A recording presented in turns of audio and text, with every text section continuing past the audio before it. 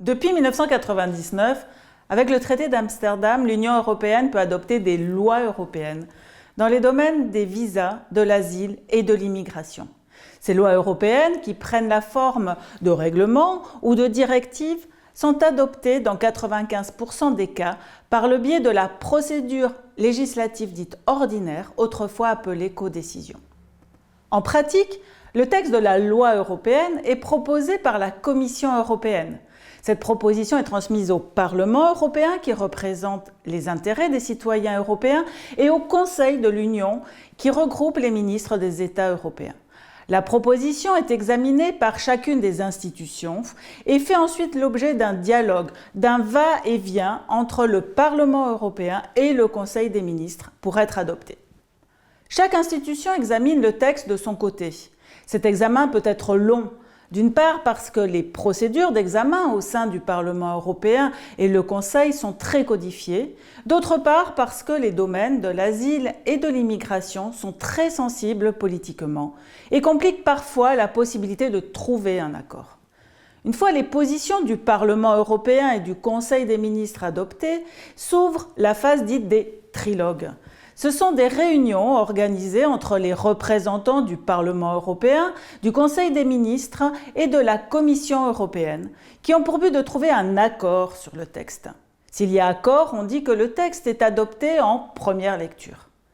Seulement parce que les questions d'asile et d'immigration sont sensibles, l'adoption d'un texte en première lecture est rare. Aussi, une deuxième lecture entre le Parlement européen et le Conseil des ministres est souvent nécessaire. Dans ce cas de figure, le Parlement européen dispose de 3 possibilités. Soit il examine la position du Conseil des ministres et adopte le texte en deuxième lecture, soit il exprime ses désaccords avec le texte du Conseil, et face à l'impossibilité de trouver un accord, le Parlement européen décide de mettre un terme à la procédure, c'est-à-dire de ne pas adopter le texte. Enfin, le Parlement européen peut amender le texte et transmettre au Conseil pour qu'il effectue sa deuxième lecture. Si aucun accord n'est trouvé, alors la procédure se termine sans adoption du texte.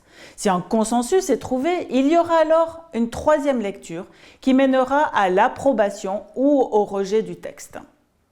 En pratique, la procédure législative dans les domaines de l'asile et de l'immigration est caractérisée par une forte culture du compromis, notamment au sein du Conseil de l'UE, dans lequel siègent les ministres des États membres.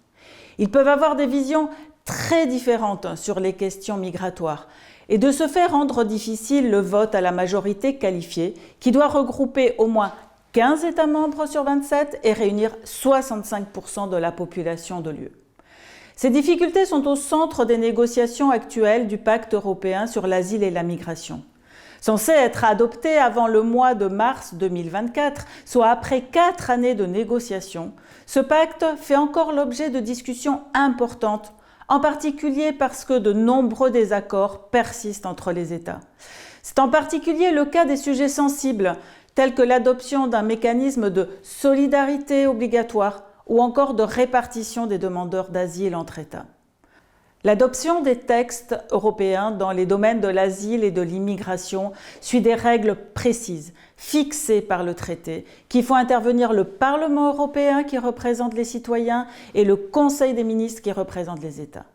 Seulement, les enjeux politiques pour les États sont tellement importants qu'ils conservent un rôle central dans l'adoption des règlements et des directives.